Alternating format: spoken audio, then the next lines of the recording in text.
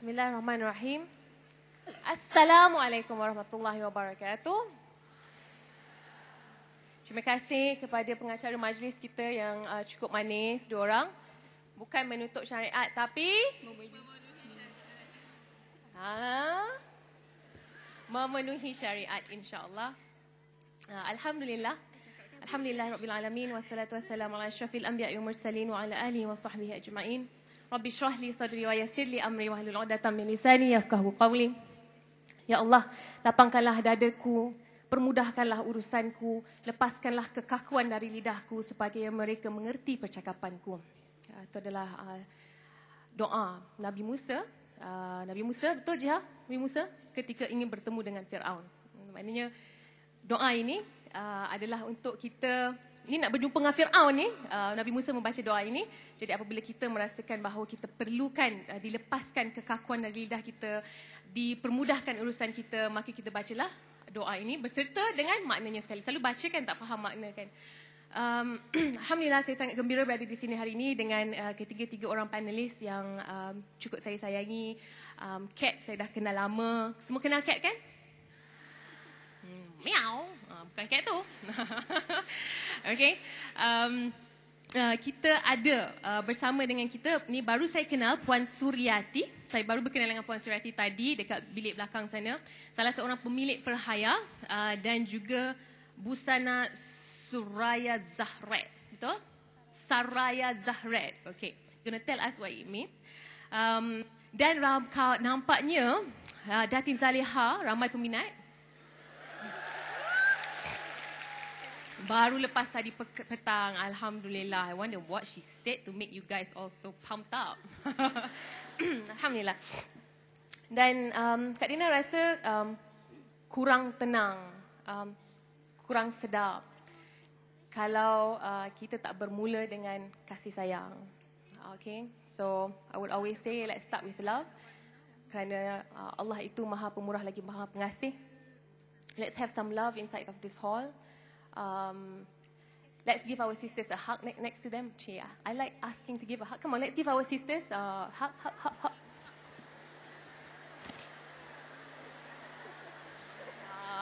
That's what you want. You want satu semangat ukhuwah yang akan berkekalan. Okay, cakap pasal fashion ke, cakap pasal whatever you want to talk about. But things can only get better if we support each other and if we give love to one another.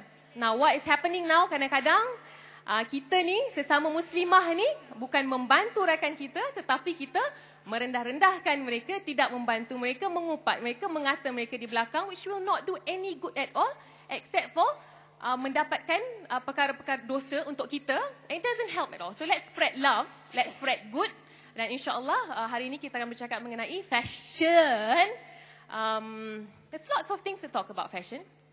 Saya akan cuba rungkaikan supaya anda semua berfikir seketika. Namun sebelum itu saya rasa untuk my lovely sisters there, I want to start with bacaan Al-Quran dalam surah Al-Hashr ayat 18 hingga ayat 24. This is for you. أعوذ بالله من الشيطان الرجيم بسم الله الرحمن الرحيم يا أيها الذين آمنوا اتقوا الله ولتنظر نفس ما قدمت لغد واتقوا الله إن الله خبير بما تعملون ولا تكونوا كالذين ناسوا الله فأنساهم أنفسهم أولئك هم الفاسقون لا يستوي أصحاب النار وأصحاب الجنة أصحاب الجنة هم الفائزون لو أنزلنا هذا القرآن على الجبل لرأيته خاشعا متصدعا من خشية الله وتلك الأمثال نضربها للناس لعلهم يتفكرون وهو الله الذي لا إله إلا عالم الغيب والشهادة هو الرحمن الرحيم هو الله الذي لا إله إلا هو عالم الغيب والشهادة هو الرحمن الرحيم هو الله الذي لا إله إلا هو الملك القدوس السلام المؤمن المهيمن العزيز الجبار المتكبر سبحان الله عما يشركون هو الله الخالق البارئ المصور له أسماء الحسنى يسبح له ما في السماوات والأرض وهو العزيز الحكيم. Sadaqallahul Azim. Semoga Allah merahmati kita semua di sini. Semoga Allah buka pintu-pintu hati kita untuk menjadi manusia yang lebih baik lagi. Let's read the Quran before we talk about anything. Kerana sesungguhnya Quran itu melembutkan hati. Izinkan saya ahli panel untuk membacakan makna surah Al-Hashr. Ya ayyuhalladzina amanu taqullah. Wahai orang-orang yang beriman, bertakwalah kamu kepada Allah. Bertawakallah kamu kepada Allah. Dan hendaklah setiap orang memerhatikan apa yang telah dia lakukan untuk hari esok. Have we done that? I ask myself. Kemudian Allah katakan lagi, sekali lagi, bertawakallah kepada Allah. Once Allah reminds us, ask us to remember, and suruh lagi bertawakal kepada Allah. Innallaha khabirun bima ta'malun. Sesungguhnya Allah itu maha teliti apa sahaja yang kamu kerjakan. Maha teliti. Remember that. وَلَا تَكُونُوا كَالَّذِينَ نَاسُوا اللَّهَ فَأَنْسَاهُمْ أَنفُسَهُمْ. Dan janganlah kamu seperti orang-orang yang lupa kepada Allah sehingga Allah membuatkan dia lupa kepada diri dia sendiri. You forget Allah, Allah makes you forget about your own self.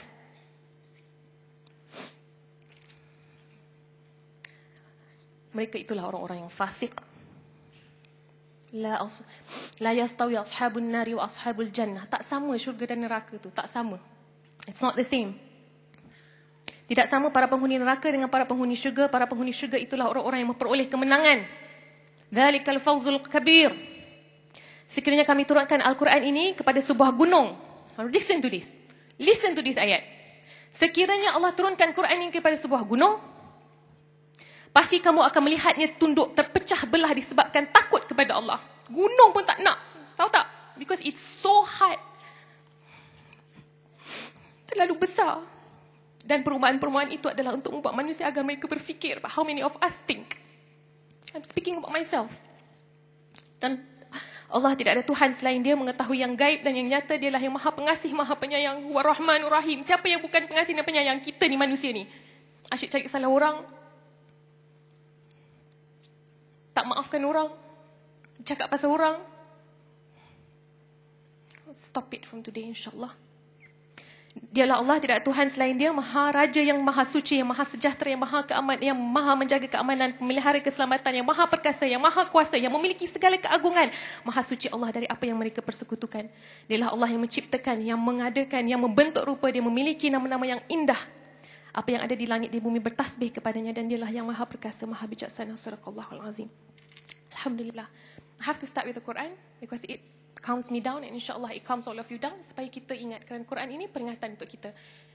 It's not fit for us to talk about an Islamic conference without reflecting and soften our hearts. Agree? InsyaAllah. Baiklah. Smile? Okay, now let's start. Okay, hari ini. Hello. Okay, hari ini kita nak bercakap mengenai apa maksud fashion. Alright? Now, apa maksud fashion sebenarnya? Alright? Next slide, please. Now, let's think about this. All right, I want you to think about this. fashion, sama ada setuju ke tak tu lain cerita ya. Fashion ditentukan oleh kapitalis, betul atau tidak? It's up to you. Do you agree or not? I'm going to ask our panel. Siapa kapitalis tu? Who are the capitalists? Who can answer me that? Please give them a present. Can somebody, daripada Dewan ni, I want an answer from one of you. Siapa dia kapitalis? Who are the capitalists? Pingsan aku kat sini, Kang. Come on. Who are the capitalists? Mereka yang menguasai sistem ekonomi barangan jual beli. Those are the capitalists. Do you know that we are living in a capitalist society? Yes. Fashion tidak pernah statik, betul atau tidak?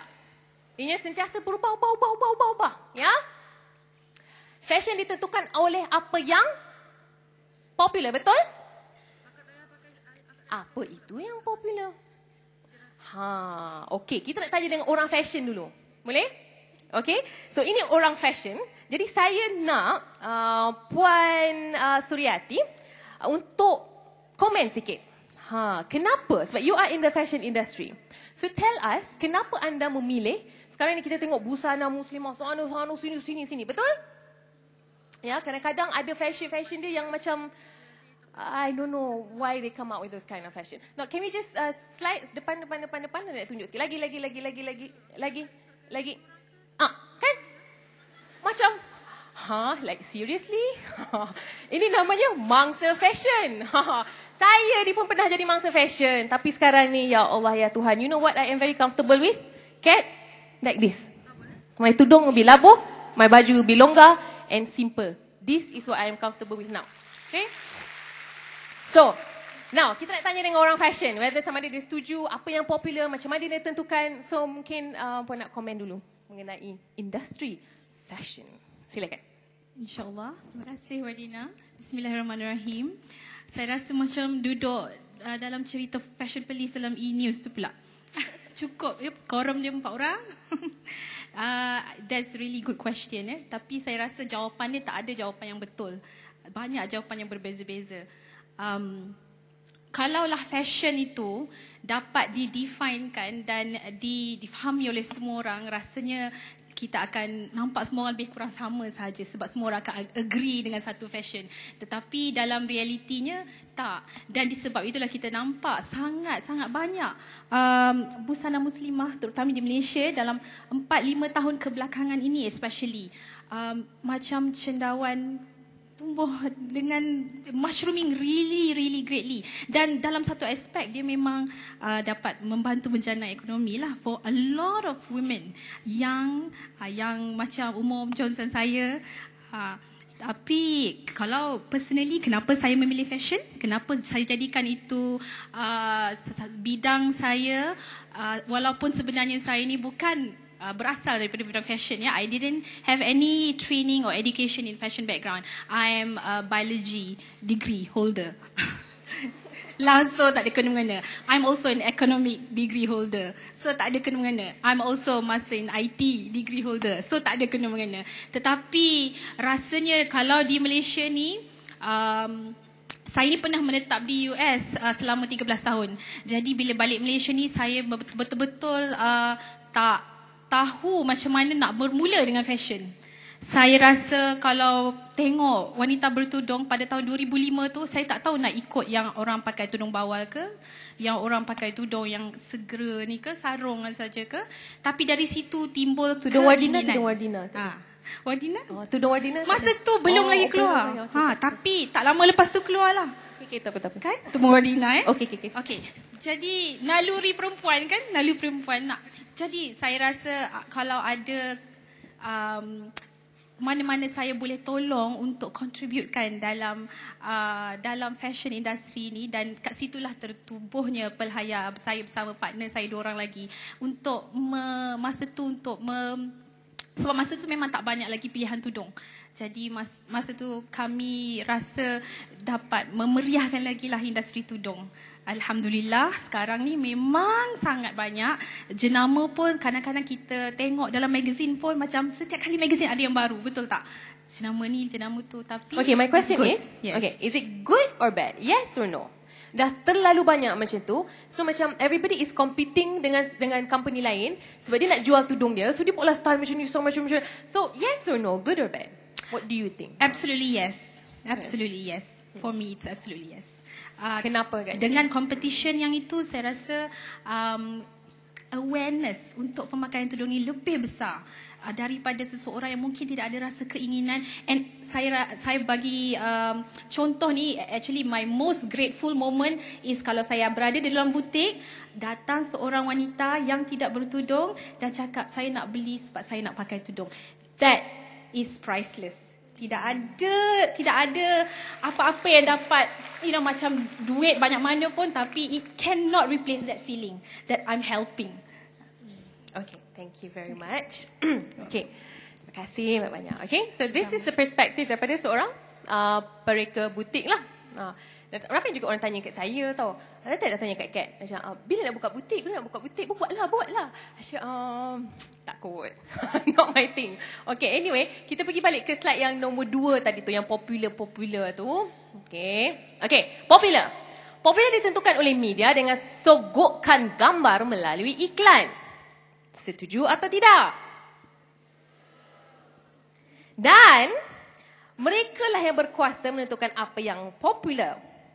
Jadi bila kita tengok benda-benda macam ni, so kita rasa macam, cantiknya, I nak beli. Padahal banyak dah baju, banyak dah tudung kat dalam almari. Tapi sebab kita sentiasa disogok, ini tak apalah, bolehlah kita bagi can lah kalau disogokkan dengan image-image wanita Muslim yang berhijab lah.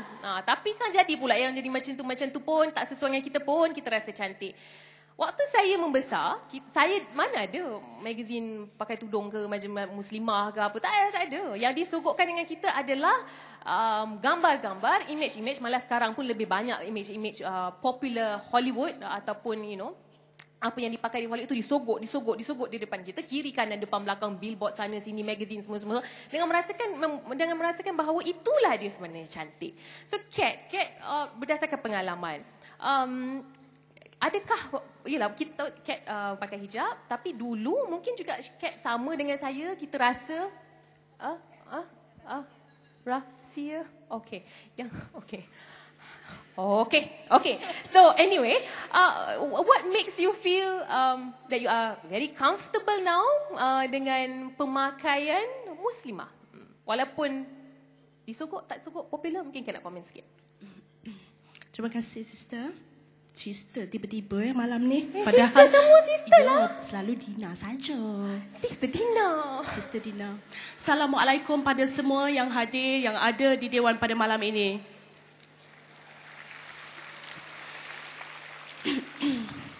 Thank you for being here, Datin dan Puan juga.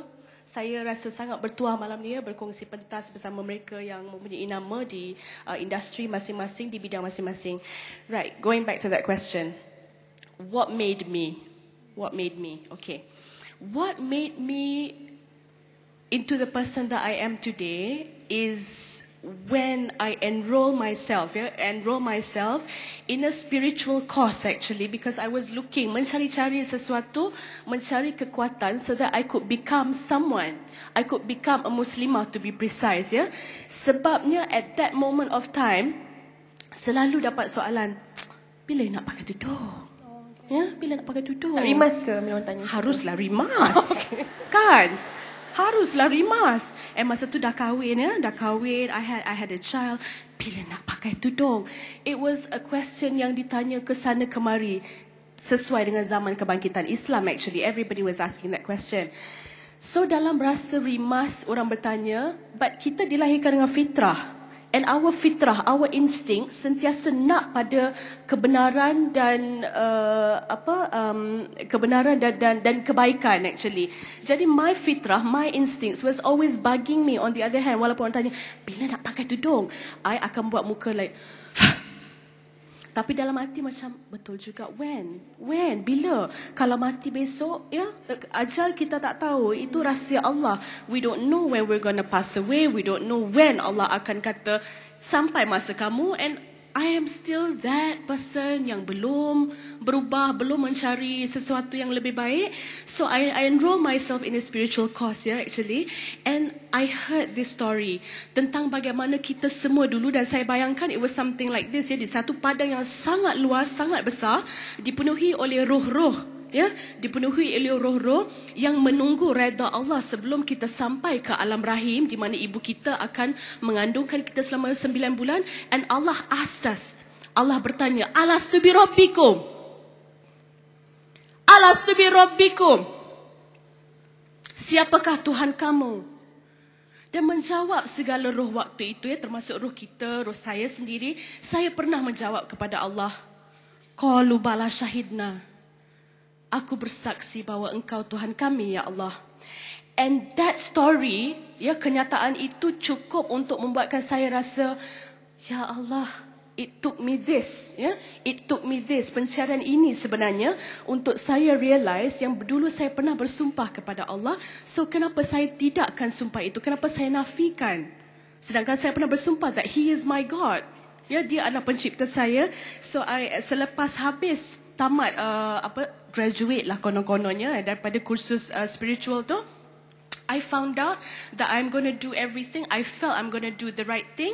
Dan Alhamdulillah, dalam pencarian tu juga, dalam mencari keyakinan yang pasti, Allah mungkin menyeru nama saya, memanggil nama saya, mengatakan, Catriona Nurhayati binti Baharin Ras, ini saat kamu, terimalah. Dan Alhamdulillah, I accepted that taufik, and this is who I am today. And why am I comfortable? Soalan Dina tadi, I am comfortable because ini fitrah kita. We are supposed to be this way. Kat, tapi kenapa Kat tak buat dulu?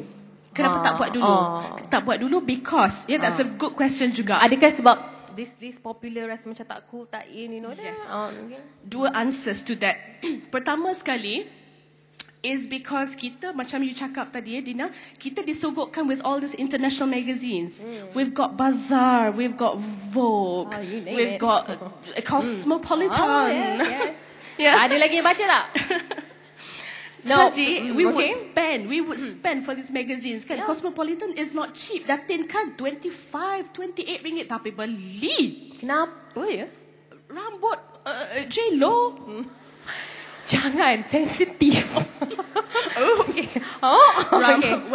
Rambut Jennifer Lopez. So trying to be something you are not, trying to be something you are not supposed to become. Nak kena meet up to diorang punya standard of beauty. Sebab diorang yang cakap ini cantik, so korang kalau nak cantik kena ikut ni. Siapa kata?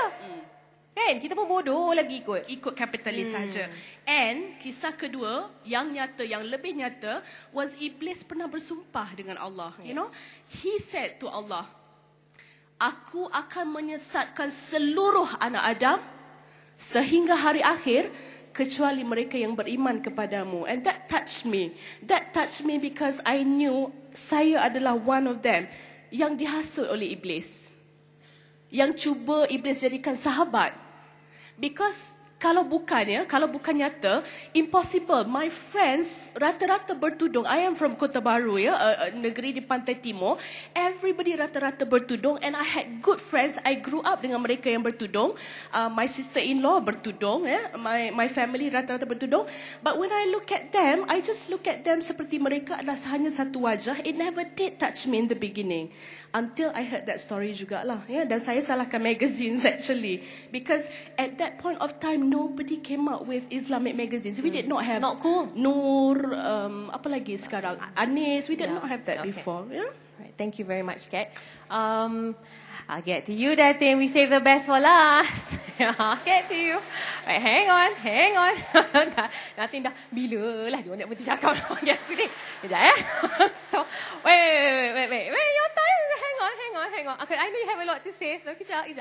Okay, now, apabila Kat bercakap macam tu, saya nak bawa anda kepada satu pernyataan yang telah pun saya kongsikan di beberapa ceramah sebelum ni. Next. Kejap. Slide. Next. Yeah, there you go. Benar atau tidak? Okay, you think about it. Now, dunia fashion memberi tumpuan hanya kepada kecantikan fizikal. Is that true? You know that all the cover in magazines are touch up, Photoshop, sampai licin, lepas tu kita oh lah cantiknya kulit dia, kan? Kenapa korang pergi percaya? Kau tengok iklan slimming tu, kukuhnya. You know they touched it up, right? Right? Tapi percaya juga. You know kalau macam iklan shampoo tu, you know rambut dia macam tak bergerak walau satu helai pun. Do you know that inch by per second, they touch that up sampai ratusan ribu ringgit? Do you know that? Itu kita percaya. Siapakah yang tertipu dan ditipu? You think about it. Tapi, now, this is what Kenrick and Guthrie says. Dia kata wanita yang dikelilingi wanita-wanita cantik di persekitaran maupun majalah atau filem akan merasa rendah diri dan merasa diri mereka kurang menarik. I wrote an article about this on my website. Realiti cantik yang tidak cantik. Atau siapa, kalau you dah baca, belum baca, go ahead baca. Some of my thoughts sudah share. Yang mengatakan kalau kita ni duk baca majalah-majalah Vogue, Cosmopolitan, kita rasa kita kurang menarik atau hidung kita tak ini. So, mereka industri fashion ataupun industri kecantikan ini memberi tumpuan kepada kecantikan fizikal dan mereka membuatkan kita merasa rendah diri. Sebab apa dia nak kita rasa rendah diri? Supaya kita rasa tak cantik. Sebab apa dia nak rasa kita tak cantik? Supaya kita beli. So, what I say, apa yang kita baca sangat-sangat penting. So, I stop buying all these magazines already and I want you guys to stop with me. Cool? Yeah? No, stop it. You know, tiap hari kita baca, lepas tu kita tengok, aku memang tak cantik, dia ni cantik, aku pun nak macam dia. Tapi belilah krim yang ratus ribu ringgit tu. You know, ratus ringgit. You know, spend millions and billions. The cosmetic industry is worth billions of dollars. Dan kajian menunjukkan sewaktu zaman kegawatan ekonomi, jualan kosmetik, this is done by Avon Research, jualan kosmetik meningkat berkali ganda. Sebab masa jawatan kematangan, you need something to make you feel better. And then we go to fake beauty like this. So something to think about. Apa yang kita baca itu mempengaruhi siapa kita. So kalau kita sentiasa tengok perempuan-perempuan yang lebih cantik dari kita, kita akan rasa rendah diri. So stop doing that. Go buy magazines yang berguna. Solusi, JNQ, Jom, apa lagi? Al-Islam, lagi. Muslimah, Anis, lagi. Cepat. Banyak sangat sekarang ni. Q&A, lagi. Al-Islam lagi? Dara.com. Okay. So, you know, buy magazines yang berguna untuk you. Tapi yang tak Dara boleh, tak boleh beli Boleh? I don't know. Anyway. Okay, so. Now, we're gonna get to you. Now, sebab saya kata dunia kecantikan, dunia fashion mementingkan kecantikan fizikal. Okay, so, you know, it's like kalau kita tak ikut standard beauty ni, maka kita tak cantik. Dan di bawah helaian pakaian atau helaian tidak ada pakaian itu, kita sebenarnya tiada identiti kerana kita cuma meniru apa yang telah dikatakan cantik. Mungkin Datin, do you want to comment? Silakan.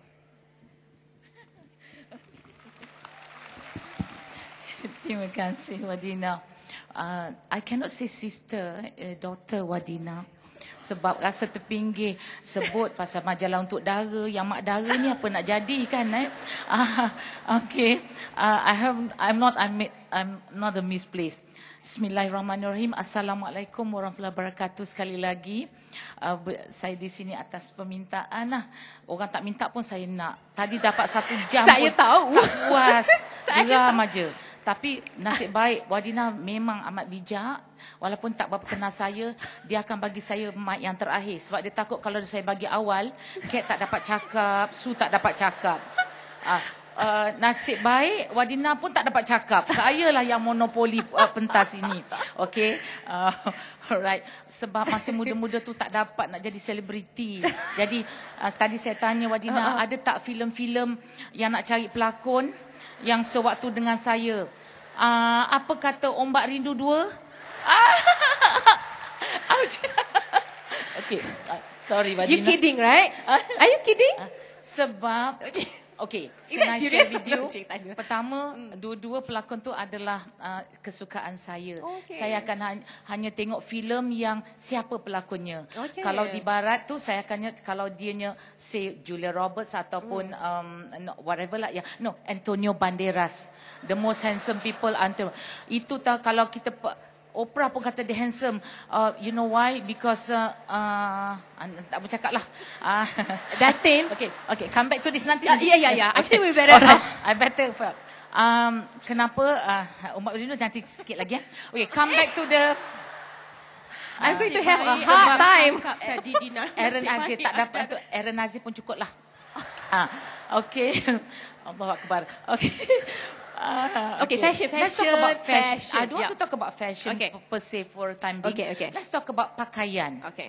Apakah definisi pakaian? Pakaian adalah sesuatu yang dipakai, sesuatu nama dia pakai yang untuk menutup tubuh. Something to wear. The definisi pakaian bukan hanya dari segi dalam nama kain. It could be dalam bentuk orang dulu-dulu masa Adami keluar dia pakai daun tutup-tutup macam tu kan. Daun, kayu-kayu, jerami-jerami padi daripada batang-batang pisang dia nak tutup. Jadi sehingga satu tahap itu dan sampailah ke tahap bila fashion industry come into the picture, lepas tu barulah ada daripada kain whatever cotton, it's supposed to be cotton, sutera cotton, linen, lepas tu dah macam-macam. Lepas tu kain-kain tadi tu voile, bukan bawal tudung voile. Orang Kelantan je tak saya kecek gitu. Okay. Jadi because of that now saya ingat satu insiden adik saya, mak saya pernah suruh adik saya pergi ke surau hantar pisang. Dua insiden berlaku. Pertama sekali dia bawa balik. Dia bawa balik. Dia kata apa? Kenapa bawa balik? Dia jawab, ustaz kata pergi jual pisang ni suruh beli kain tambah masa dia pergi hantar dia pakai skirt. Itu satu. Yang kedua, ustaz kata ingat kita ni monyet ke makan pisang, hantarlah Kentucky Fried Chicken ke apa.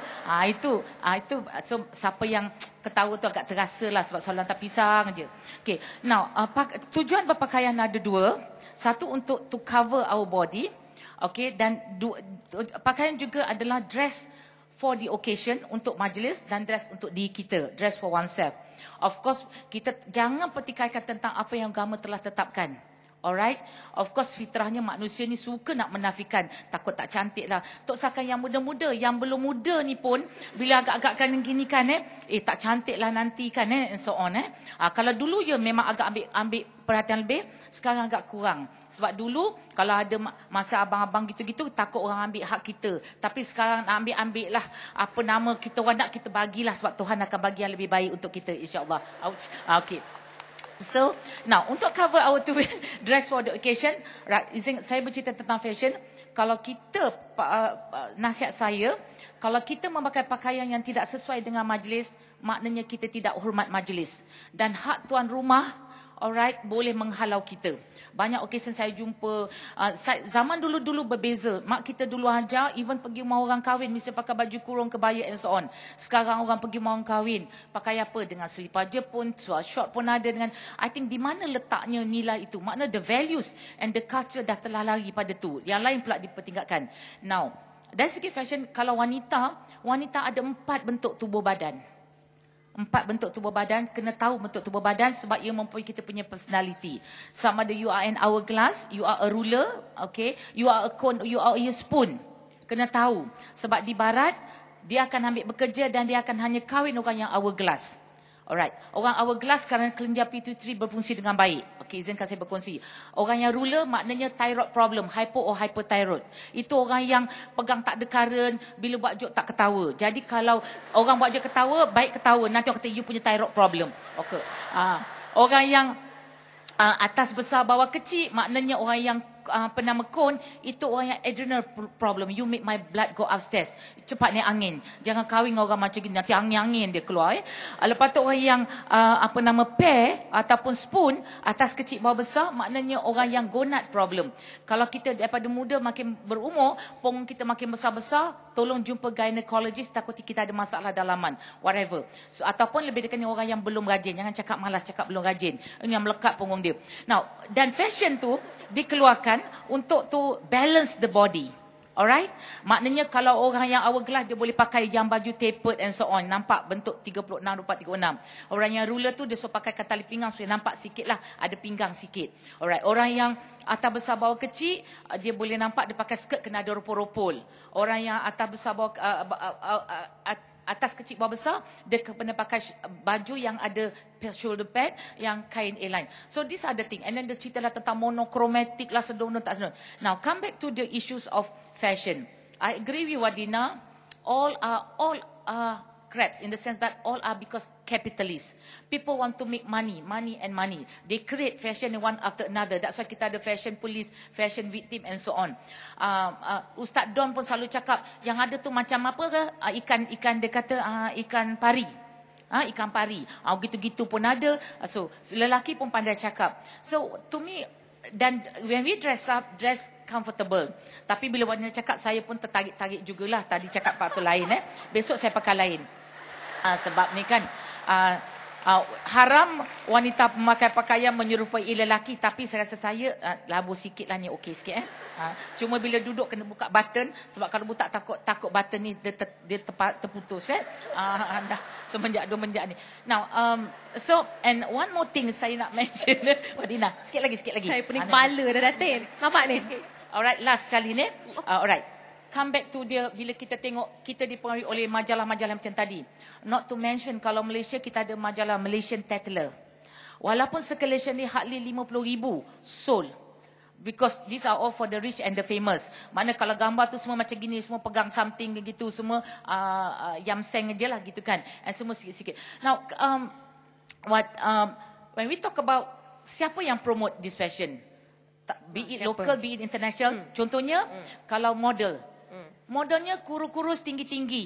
Kasut 4 inci and so on. Kenapa? Lepas tu dalam tu dia jalan-jalan moncong boleh kat Reben, masa meja.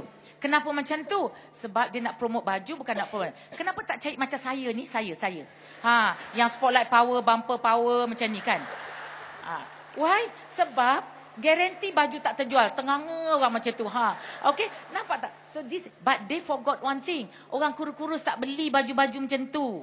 Orang yang montel-montel je yang beli, tak percaya. Sebab tu keluarnya XXL macam tu. Total woman and so on. So come back to the maknanya, when come to fashion, when come to that, saya cuma nasihatkan wear clothes that makes you feel alive. Dan basic requisite tu mesti ada, kena tutup. Alright, to cover. Of course, Wadina, macam fashion yang tadi tu, yang setakat sikit-sikit tu lah. Saya dah pakai tudung macam tu. Ada orang kata, Leha, you pakai tudung macam Cina mati. Saya pun tengok Cina mati, yang ikat sikit tu. Ya ke? Daripada tahun... Bayangkan 79, okay?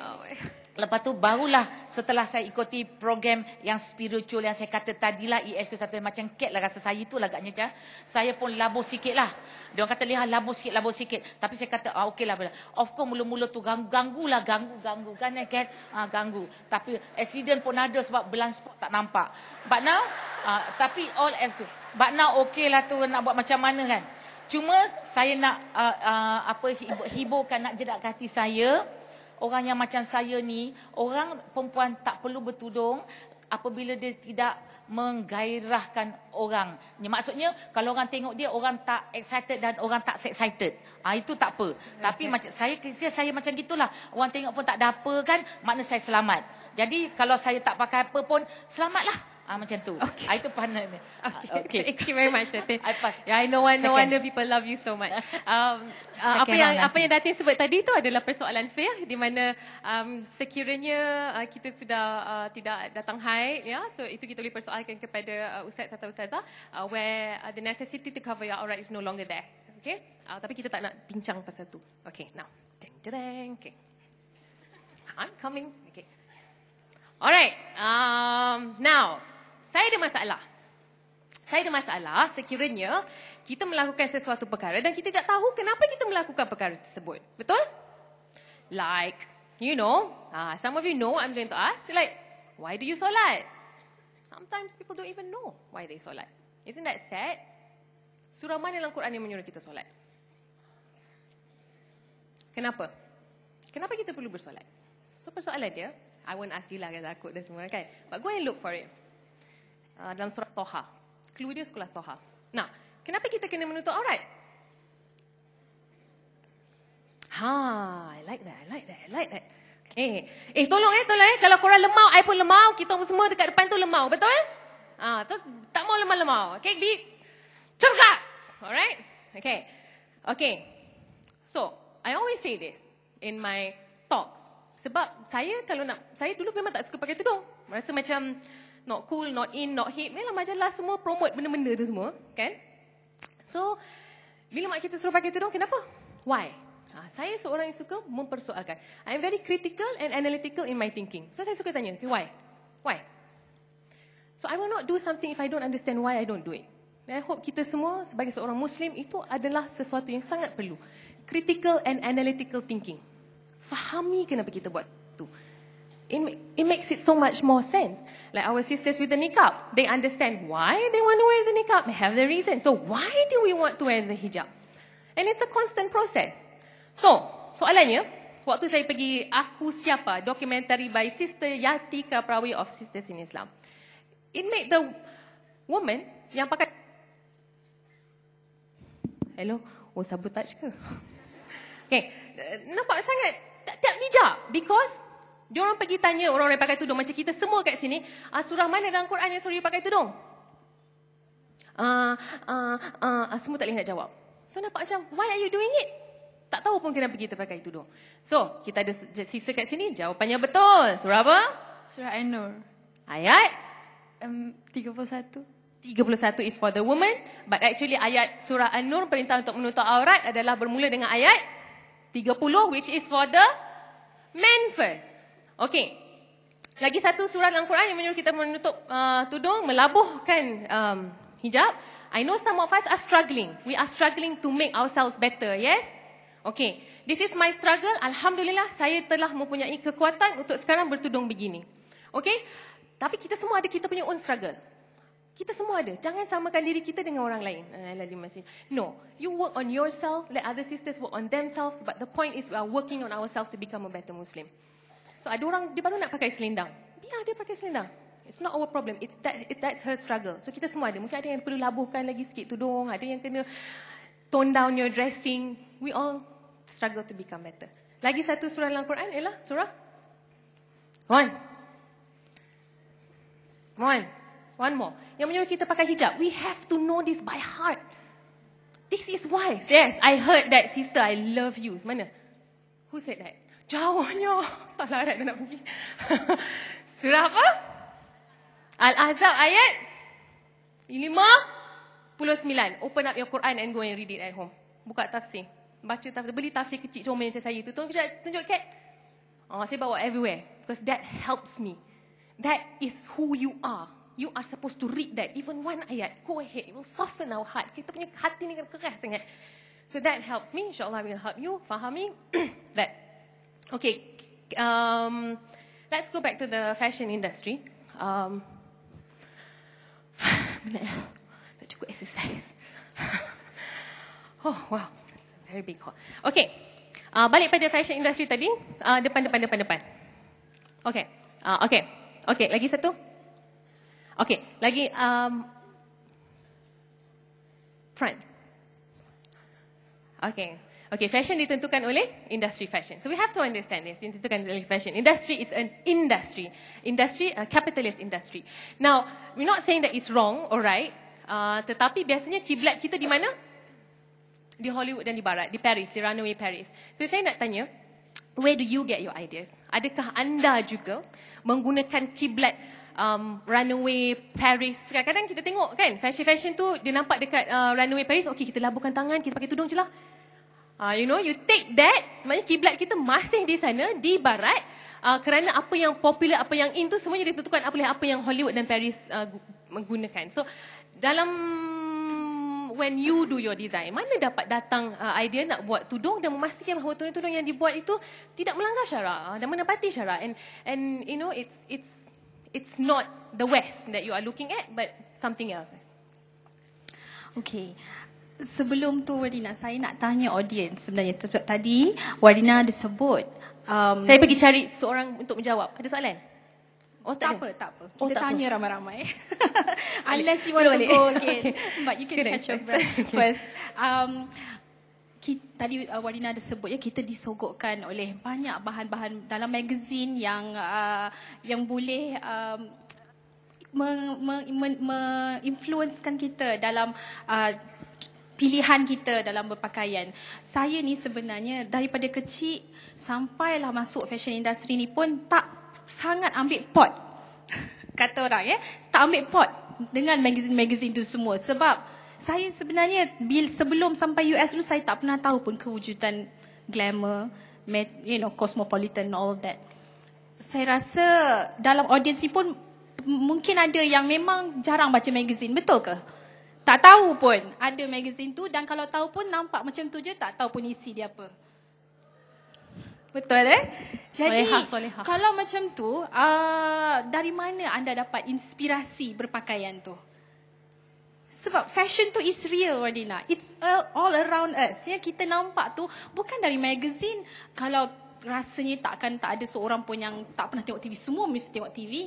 Dari situ you can see something, sama ada rancangan international ataupun local, you see something, you see somebody wearing something, itu it goes to your memory. Dan juga orang-orang di sekitar kita, tak semestinya dalam magazine. My inspiration memang orang-orang macam anda semua ni lah, orang-orang yang real. Because kita ni real, kita tak nak keluar pergi kerja, lilit sana lilit sini, sampai tiba-tiba tengah drive, brake mengejut, jatuh satu bunga atas macam mana. Kan, that is not real, that is not how we operate. Especially kalau kita ni yang dah jadi ibu, lagilah nak cepat, mana ada masa nak bersiap. Ni cantik sikit malam ni sebab siap lah. Kalau hari-hari biasa mungkin tak macam ni. Jadi inspirasi tu datang daripada orang-orang di keliling. Inspirasi itu datang daripada ada rasa nak accommodate untuk real woman di keliling saya, dan basically macam mana nak mencantikkan, sebab kecantikan tu wujud di mana-mana. Tadi Wardina ada sebut juga pasal makeup, pasal kosmetik, industri kosmetik, betul. Kalau kita tengok orang yang pakai makeup, mungkin kita rasa orang tu cantik, kita rasa rendah diri. Saya ni duduk tak sampai 2 kaki daripada Wardina, yang tak pakai apa-apa makeup pun malam ni. Subhanallah, cantik sangat Wardina ni. Betul. First time jumpa kan, face to face. Tapi adakah kalau saya cakap macam tu, saya rasa Allah, aku tak cantik? Tidak. Sebab semua orang cantik. You have to believe that. Kena masing-masing ada jati diri masing-masing. Kalau kita rasa macam tu, macam mana kita nak berdepan dengan dunia dan buat apa yang kita sepatutnya buat? Kalau every person that we meet, kita pandang sesuatu kepada orang tu dan kita rasa rendah diri kita, tak sepatutnya berlaku. Sepatutnya kita pandang, jadikan inspirasi dan kuatkan lagi jati diri kita. Wardina is Wardina. I am me. Bina identiti sendiri. Yes, betul. Masing-masing ada keistimewaan sendiri. Jadi, I hope that is the case to all of you sisters in this audience. Dan kita tak memandang kepada orang lain, dan buatkan pemandangan yang cantik tu membuatkan kita rasa rendah diri. Harap-harap tidak sama sekali. Kalau tengok Datin ni boleh bercakap, memang adakah patut saya rasa, patut tutup mikrofon lah, biar Datin saja bercakap. Sebab saya pun seronok, gelak, ketawa kan dengan Datin punya joke. Subhanallah, macam mana terrornya Datin bercakap. Tapi tidak, ini boleh jadikan inspirasi, kuatkan jati diri kita. Sama dengan fashion, jangan mengikut membuta tuli. Kalau daripada macam untuk bila saya mendesain sesuatu, I design for real woman in real life. Apa yang make sense for them to wear, practical. Tapi betul tak, okay, misalnya kita nampak orang tu pakai cantik, tapi bila kena kat kita tak cantik. Tapi sebab orang tu pakai cantik, kita nak pakai juga. Macam bila saya pakai tudung hari ni, kata saya nak macam Wardina juga. Saya nak jadi muka saya macam Wardina juga bila saya pakai tudung ni. Kan tak mungkin. So sometimes bila kita tengok orang, macam kita rasa orang tu pakai lawa, tapi kita nak juga pakai sebab kita nampak orang tu pakai. Padahal tak kena dengan kita. Nak komen sikit mana kesesuaian, memilih yang sesuai untuk kita lah. Tapi saya juga merasakan bahawa it's how you carry yourself, wearing things. Nak komen sikit. Betul. Okay, bila di dalam butik, saya juga ada butik pakaian ni, perniagaan keluarga Saraya Zahret tu. Dan salah satu cabaran kalau customer walk in, satunya memanglah kalau yang datang tu selalunya akan tanya, "Dek, tak ada ke baju yang besar-besar?" Memang adalah. Dan tapi satu lagi, kadang-kadang customer masuk selalu mencari sesuatu yang bukan di hadapan mata dia.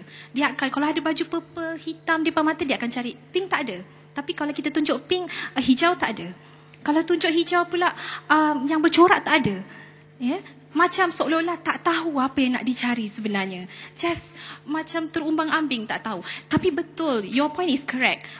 Ramai customer yang bila saya berdepan dengan diorang memang sangat bergantung kepada apa yang nampak dalam majalah. Especially kalau dalam majalah, kalau peminat pelhaya ada dalam auditorium ni, mungkin ada yang tahu kan tudung iklan sangat hot.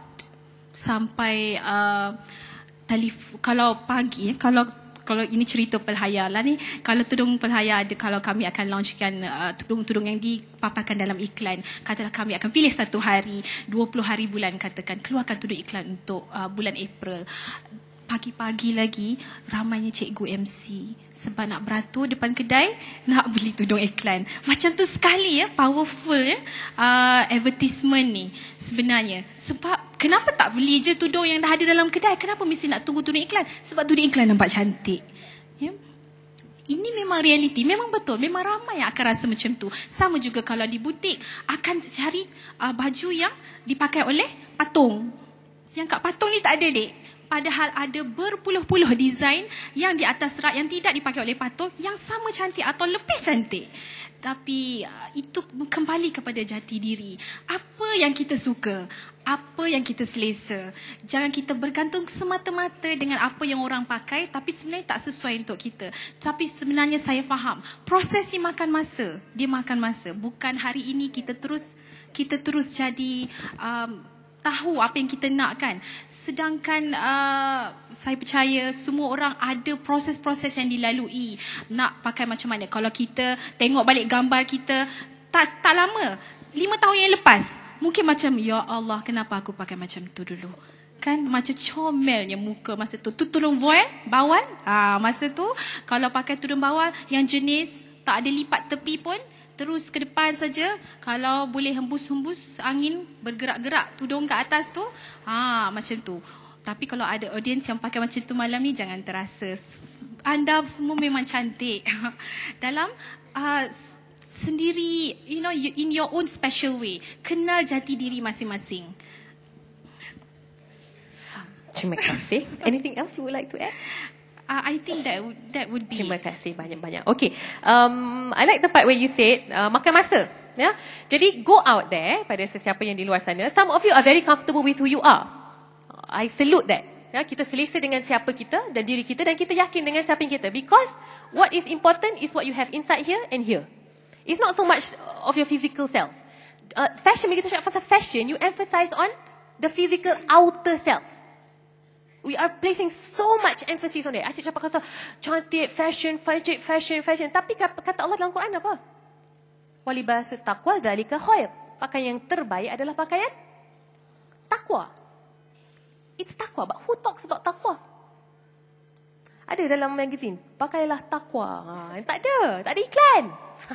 Sian takwa. No, but that is what is most important. Tak, tapi kita cakap pasal kat luar. No doubt it is important.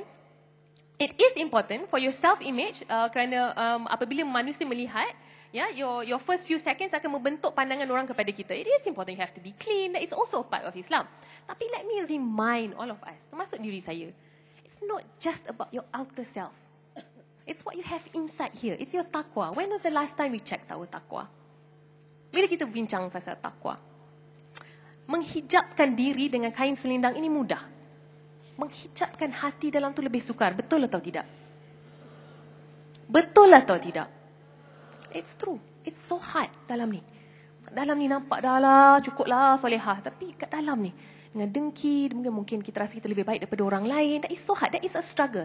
And that process, kata Hamzah Yusuf dalam bukunya Purification of the Heart, is a continuous process. Akan turun naik, ianya tak akan berhenti. Purify our hearts with taqwa. Dan pakailah pakaian taqwa itu. Okey. Mulakan pengembaraan diri anda pada malam ini. Mencari siapa anda sebenarnya. Apa yang anda selesa. Be confident with who you are and yourself. And you wear apa pun, you will shine. Not because so much of your clothes, but because of who you are.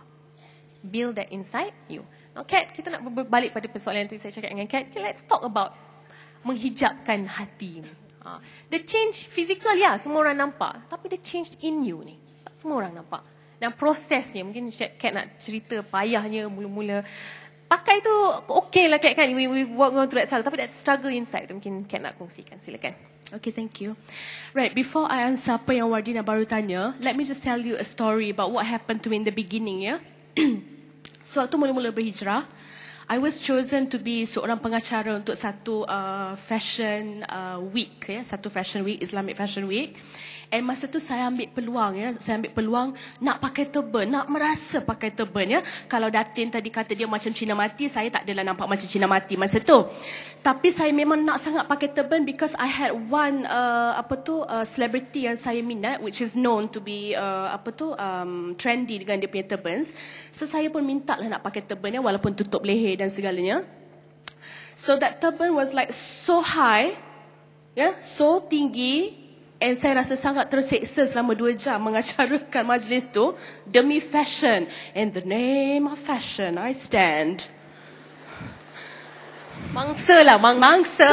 Ya, saya pun pernah. Saya minta, boleh saya pakai turban? I nak pakai turban. I minat dekat this artist, I nak pakai turban. Okay, yes. So pakai, it was so tinggi, diorang tak ada yang rendah. 2 jam, ya, saya terseksa dengan mengacarakan majlis tu. And sepanjang majlis tu, I was like, betul-betulkan leher. And you know, at the end of the story, macam mana I felt actually dalam proses konon-kononnya nak merasa jadi fashionable sekejap for one day. Do you know how I felt? Hello. Okay.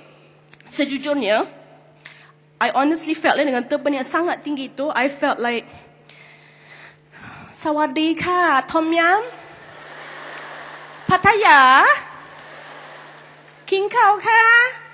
I honestly felt macam some Thai lady dekat selatan Thailand menjual, you know, all the makanan yang dia bawa ke atas kepala dia tu. Honestly. So daripada situ saya sedar, jadi saya setuju dengan apa yang Puan cakap tadi. Fashion is within you. Is within all of us. You cannot just follow membabi buta macam tu. Tak apa ke cakap macam tu, membabi buta. Sorry. Fashion, you tak boleh nak follow membuta tuli. Membuta tuli? Boleh, ya? Okay, membuta tuli macam tu. It's you. It's what you're comfortable with. Jadi daripada situ, I told myself, no more turbans. Cukup sekadar saya appreciate orang yang berani pakai macam tu because dengan sakit lehernya, dengan how silly I felt lepas tu. And then bila orang panggil saya, ya, nak interview apa semua. Kat, boleh interview? Saya akan... Nak betulkan apa semua. Okay, so back to your question. Hijab, senang. You just need a cloth, sarungkan, wallah, you're done.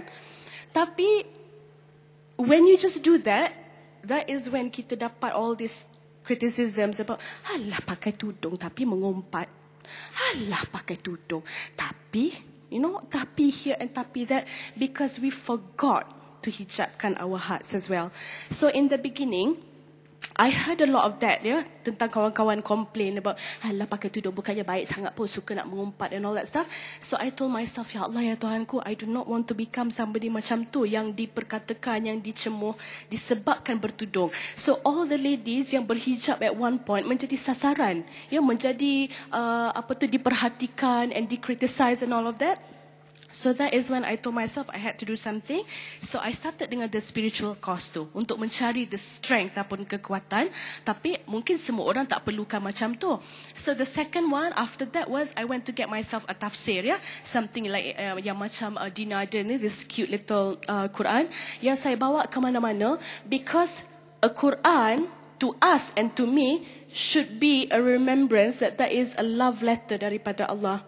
So bila baca, you know that Allah is talking to you, telling you beautiful stories. Sometimes you baca, you rasa, ya Allah, Allah tengah marah sangat masa ni, ya. Especially dalam surah Ar-Rahman, ya, Datin, Allah marah sangat at that time, ya. Allah tanya, in terjemahannya adalah, yang mana, nikmat Tuhanmu yang manakah yang hendak kamu dustakan? That is my favorite actually. So daripada situ, I started to feel macam I am putting a veil on my heart, ya, membaca, memahami, and trying to cleanse our heart, because tidak ada benda lain dalam dunia ni, ya, subhanallah, yang can actually cleanse your heart the way a Quran does. Tidak ada. Tudung adalah tudung, ya, tetap satu pakaian. And even if you go to usrah sekalipun, ya, kalau you sekadar mendengar kisah-kisah, tidak cukup. Tidak cukup if you do not keep the Quran in your heart. And when I say keep the Quran tu, maknanya tidak ada beberapa ayat mungkin yang kita hafal, yang kita ingat dan segalanya. And after that, of course, you recommended me to usrah. Ya, Dina recommended me to usrah. Syed ajak pergi usrah, and sabotage. So in the beginning, let me tell you the cabaran, ya, bila orang cakap usrah dulu, I had no idea what it meant. So saya macam, alamak, nak kena pergi dengar ustaz mengajar, nak kena dengar tazkirah, bahasa tu. And then bila Dina cakap, it means family dalam bahasa Arab, it means keluarga, it's a support system. Saya beranikan pergi, and it was fun. And daripada situ, I gathered much more strength untuk hadir ke berbagai usrah lagi. And I'm telling you, ya, kalau adik-adik, kakak-kakak, puan-puan di sini, ya, Datin kalau ada. Sorry. Aunty ingin saya syorkan ataupun share, kalau rasa tak cukup kuat untuk read a tafsir every day, baca terjemahan dia every day, ya, sekadar baca apa yang perlulah, ya, belum merasakan kekuatan tu, gather the strength untuk Dia macam tak nak bawa pergi, tak nak ajak orang pergi usrah. Siapa tu? Panas hati. Pergi ke usrah because it's a support system. It's a support system, and I felt bila pergi usrah tu, it slowly helped me cleanse everything. Sebab kita dengar kisah, kita dengar tentang how Rasulullah SAW was actually a pretty beautiful human being. And I want to share dekat sini that I learned something from usrah in the beginning of time, ya, tentang how baginda Rasulullah SAW akan keluar, ya, di hari akhir nanti. Begini, akan keluar dan he will go to Allah and he will say, Ya Allah, izinkanlah semua umat-umatku bersama denganku. And Allah akan memperkenankan doa itu, and Rasul will go and dia akan menunjukkan satu persatu.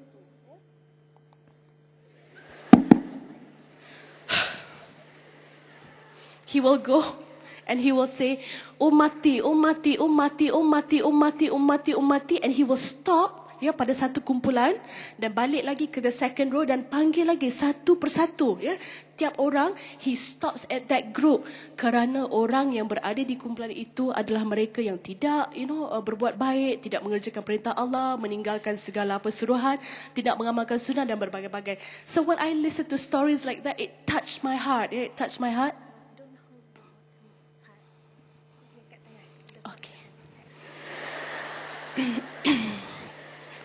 Okay.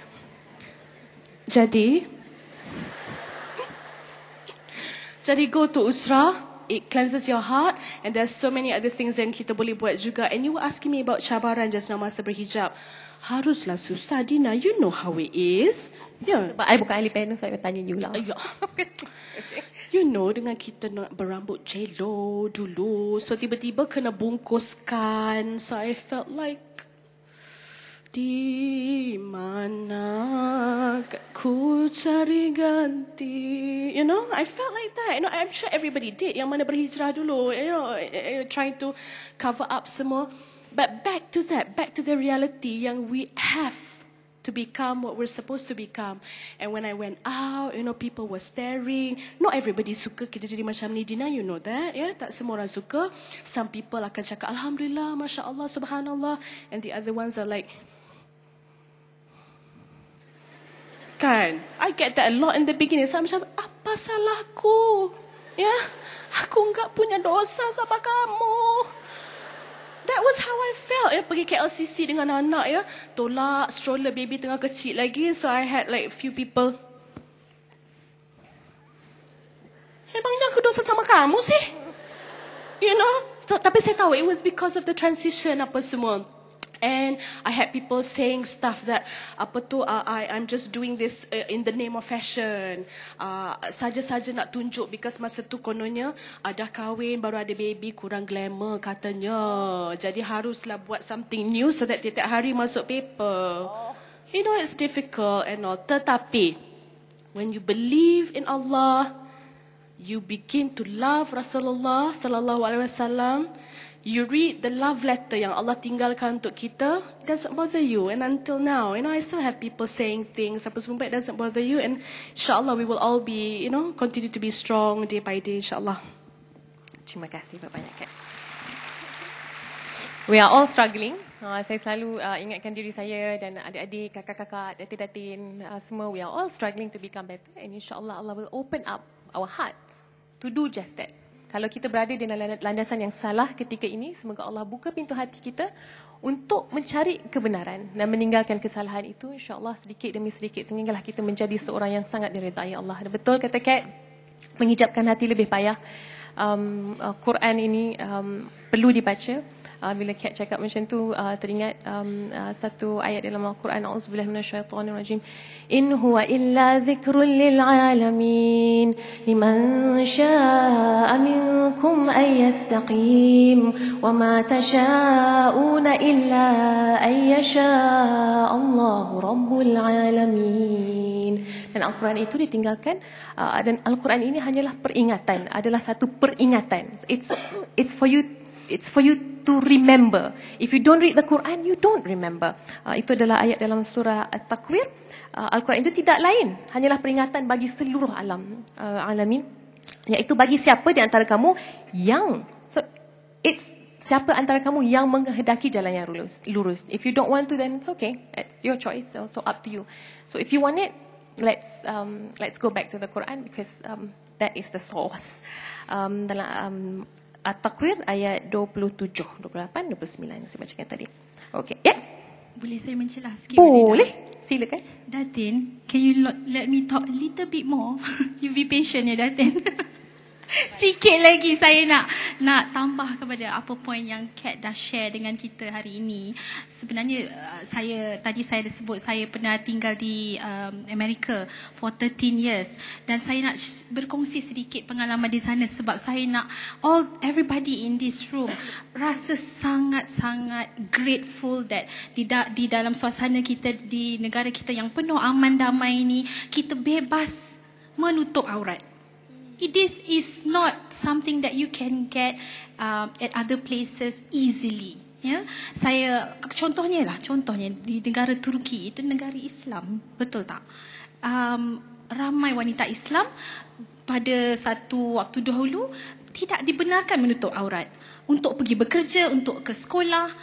Saya sendiri, sewaktu saya tinggal di Boston, saya pernah menaiki subway seorang diri masa tu, dan ditatangi oleh satu, kalau kat sini kita panggil awang hitam ya, tapi kat sana one African American yang datang and screaming at me, menjerit dan suruh saya balik ke kampung saya dengan cara yang mencarut-carut lah. And meludah, dan baik ludah tu tak parking dekat muka saya, kat tepi saya sahaja, disebabkan saya ni bertudung. That was around the time when September 11, 2001. Around that time. Jadi penerimaan itu memang agak sukar, walaupun kesedaran awareness tentang berhijab ini dah jadi lebih meluas di sana, dan ramai sisters kita di sana yang memakai tudung. Tapi kalau di Malaysia ni, siapa nak ludah kita kalau kita pakai tudung? Tak ada. Bebas berfashion. Hari ini kalau nak pakai tudung lani boleh, besok nak pakai tudung ala selendang boleh, the next day kalau nak pakai turban pun boleh. Kalau Kat dapat pakai turban yang selesa, adakah akan consider balik? Bebas bebas berfashion. Alhamdulillah, ini adalah satu benda yang patut kita bersyukur sangat-sangat, sebab tak ada masalah untuk bertudung di Malaysia. Satu lagi insiden sewaktu saya dan suami dan anak-anak tinggal di California. Waktu itu ibu saya yang tersayang datang untuk menziarahi, dan kami berdua keluar untuk membeli barang, buat grocery shopping. Dan di depan di parking lot ni ala-ala Giant lah grocery store tu, di depan di parking lot tu tiba-tiba ada satu lelaki, one Caucasian guy yang dah berumur, yang badan besar, rambut putih, dah nak botak, menjerit dari jauh lagi kat kami berdua dan cakap, "Go home to Pakistan." Macam apa dia ni? Siapa orang Pakistan nak suruh balik Pakistan? Kan? Suka hati je diingat kalau kita ni pakai tudung, kita ni daripada Pakistan. Go home to your, dan ada mencarut sikit, dan Pakistan. Ada ke orang yang menjerit kita suruh kita balik Pilah sebab kita pakai tudung? Kalau kampung kita di Pilah, tak ada kan? Kalau di Malaysia, patut itu jadi satu benda yang buat kita lebih appreciate that freedom, ya, untuk exercisekan kita punya religious right di sini.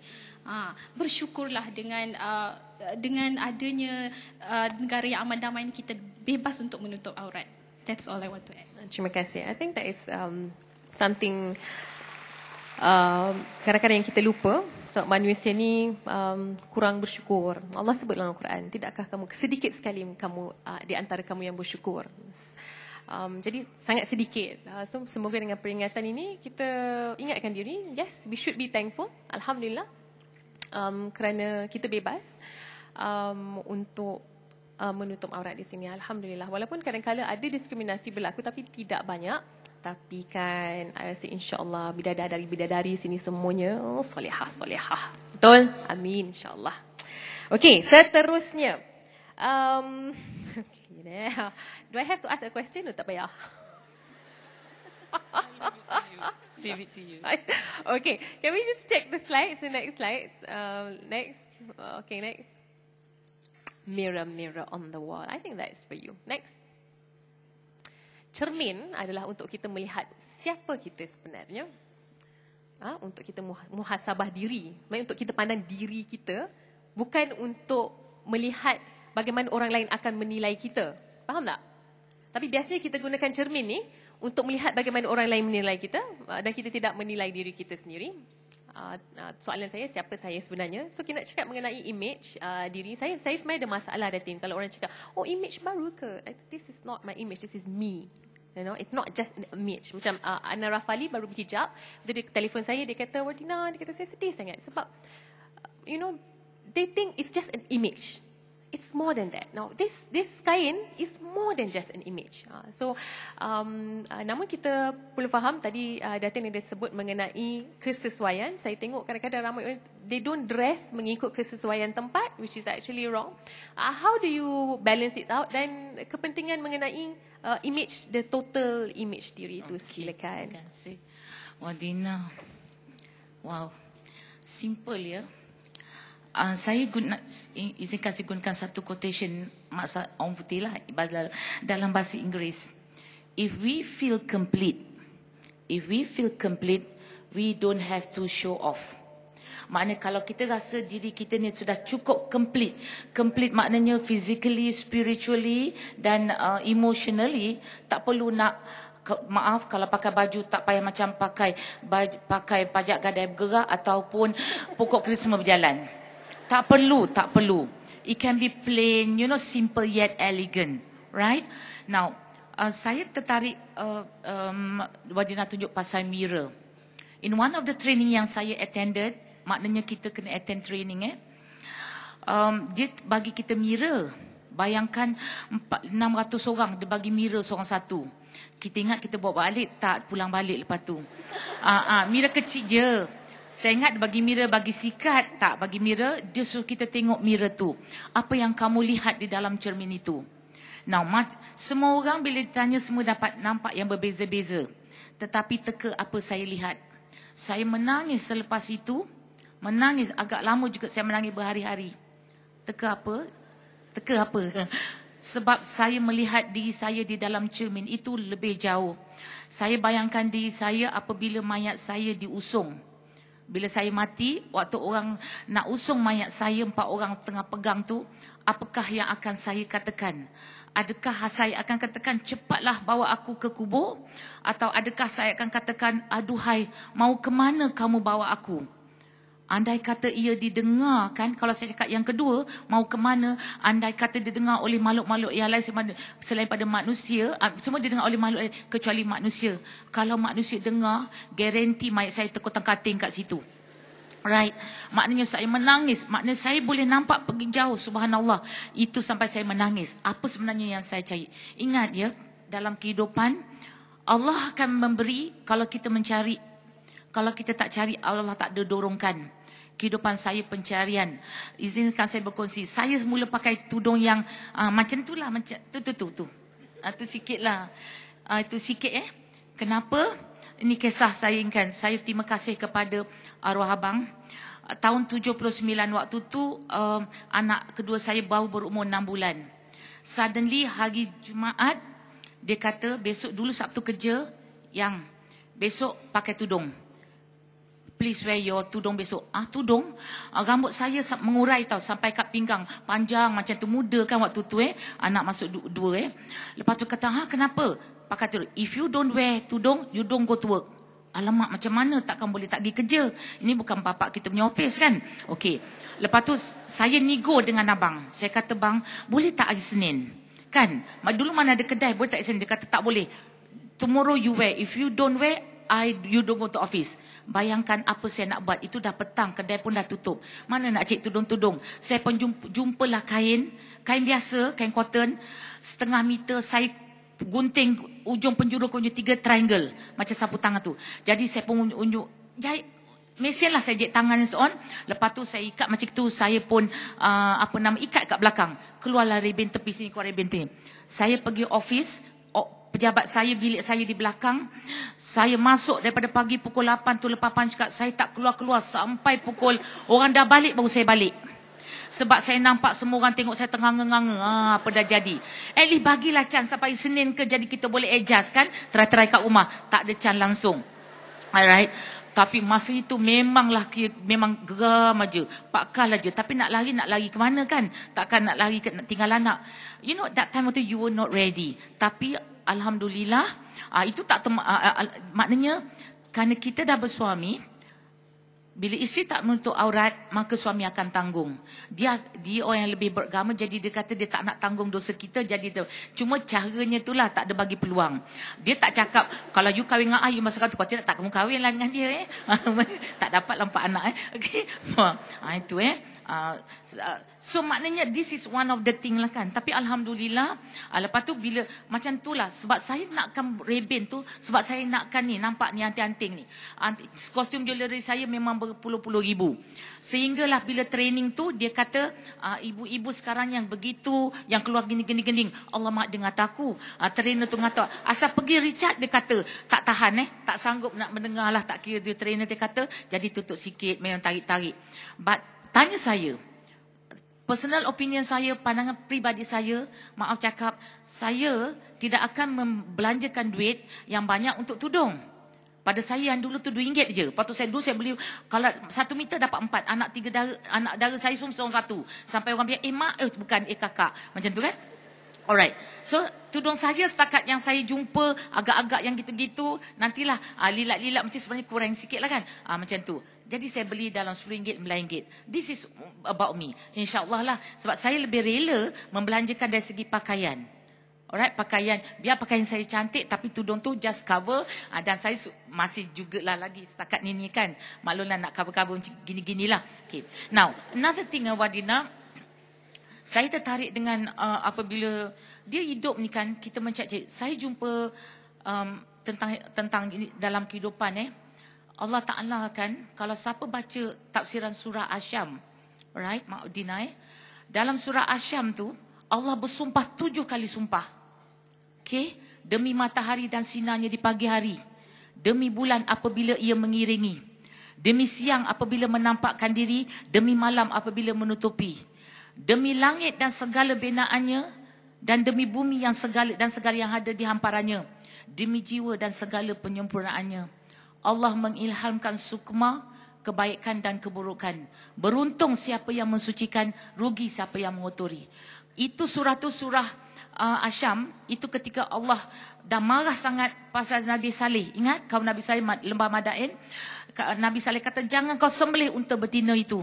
Tapi kaum dia sembelih. Allah kata aku boleh buat sesuatu, terus habis semuanya. Kan nampak tak dengan sekaligus. Nah, begitu juga saya agak seronok bila Kat bercerita pasal surah Ar-Rahman. Dulu saya tak pandai surah Ar-Rahman. Apa benda tak faham. Semenjak yang bila kita mencari, dulu sebelum saya, for the past 3 years saya banyak berubah dari segi kedalaman saya, iaitu kekuatan penting. Dulu saya kata, banyak saya soal kenapa saya meniaga juta-juta. At one time saya tak nak meniaga. You know why? Saya duduk rumah. Saya beli satu jendela besar, saya duduk kan, kayanya aku gitu kan. Lepas tu duduk tak nak meniaga. Serius, chandelier saya macam yang kat hotel besar, macam tu kat masjid besar. Gini, sekarang saya nak ingat nak sedekah kat mana masjid lah kan. Sebab apa? Sebulan saya tak keluar beli, saya duduk. Kaya aku cantiknya. Lama-lama saya kata, alamak kalau jatuh ni mati kan. 1 year. But saya lupa. Business is like cycling. The moment you stop, you fall. You know, nampak tak? Jadi maknanya, okay, fine. Dalam surah Ar-Rahman ni, surah Ar-Rahman, saya selalu nasihatkan laki-laki. Saya kata, saya naik taksi pun saya cakap dengan pakcik tu. Kalau lelaki-lelaki, suami-suami ni tahulah nikmatnya surah Ar-Rahman, dia baca tiap malam, faham ertinya, isteri-isterinya semua isteri akan cemburu. You know why? Dari 34 daripada ayat, 78 ayat tu Allah Ta'ala tanya, Fabi ayyi ala'i rabbikuma tukaziban. Ustazah Zaliha sikit lah kan agak sikit. Alright. Nikmat Tuhan kamu yang mana lagikah yang kamu dustakan? Now, saya beli kaset Dr. Abdullah Yassin You see, waktu surah tu dibacakan pada saat Nabi bacakan di depan sahabat, setelah selesai Nabi cakap, makhluk jin, malaikat dan jin adalah lebih baik daripada kamu. Sahabat dia tanya, kenapa wahai Nabi Rasulullah? Kerana ketika aku bacakan surah ini di hadapan mereka, waktu fabi ayyi alai rabbikum, mereka akan jawab, ya Allah, tiada satu pun nikmatmu yang kami dustakan, maha suci dan segala puji bagimu ya Allah.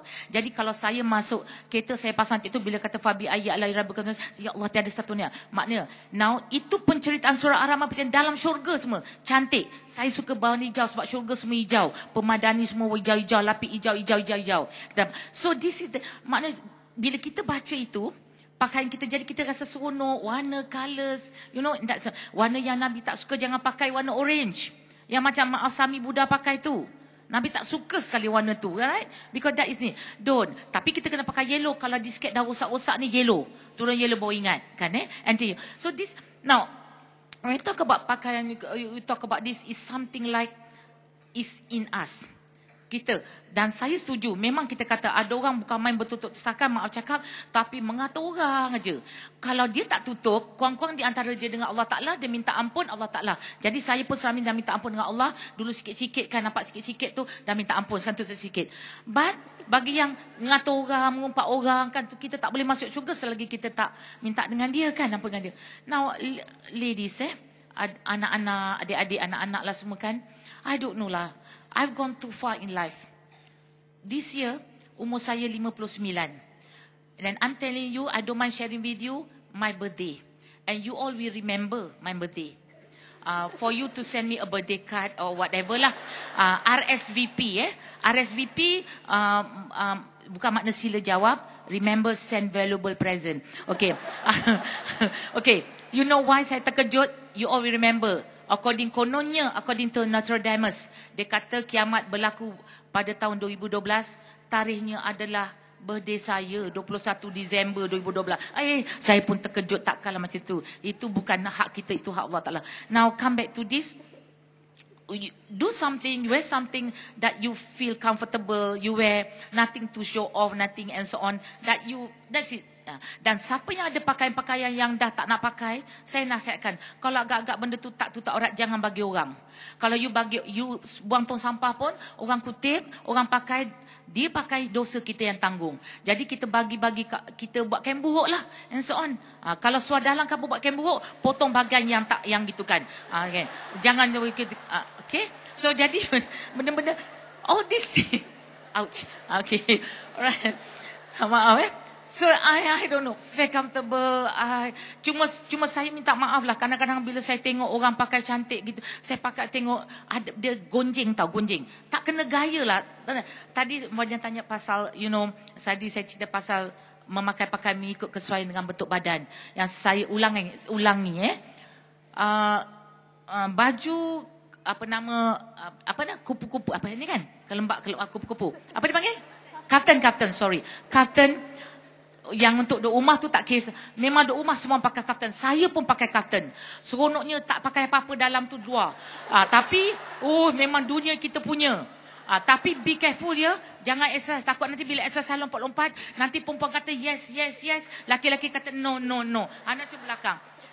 Okay, memang bila kita pakai kaftan, jalan-jalan terlanggar pula meja ke kursi, gerngak macam tu. Dah sampai kat sini. Right. Tapi kena ada jubah cover. Okay. Hanya orang yang tinggi dan kurus saja boleh pakai kaftan. Kalau yang nak pergi berjalan lah, pergi majlis kahwin ada orang pakai. Orang yang belum kurus dan belum tinggi, by right dia tak boleh pakai. Sebab dia patutnya nampak macam kupu-kupu. Belum tinggi, belum kurus, nampak macam kepompong. Jadi tak boleh terbang aja macam tu. Tapi kalau teringin lah, pakai je lah, asal bahagia. Janji you bahagia. Alright? Okay, terima kasih. Assalamualaikum. Maaf lahir batin. Okay. Datin memang comel orangnya. Alhamdulillah. Ya. Sakit perut malam ni. Ni baby jangan keluar dulu ya. Okay. Astaghfirullahaladzim. Okay. Saya suka kita ingatkan balik, if you want to tweet this is also good. If we feel complete, we don't have to show off. Siapa setuju angkat tangan? I like. Okay, alhamdulillah. Okay, yeah, if we feel complete, we don't have to show off. Now, persoalan saya selalu tanya, dulu saya agak gila bag berjenama. Tu fashion juga kan? LV, whatever lah. Tapi sekarang ni saya cuba menundukkan kemahuan itu dan dah baik dah. I tak habis cakap. Wadina, nanti.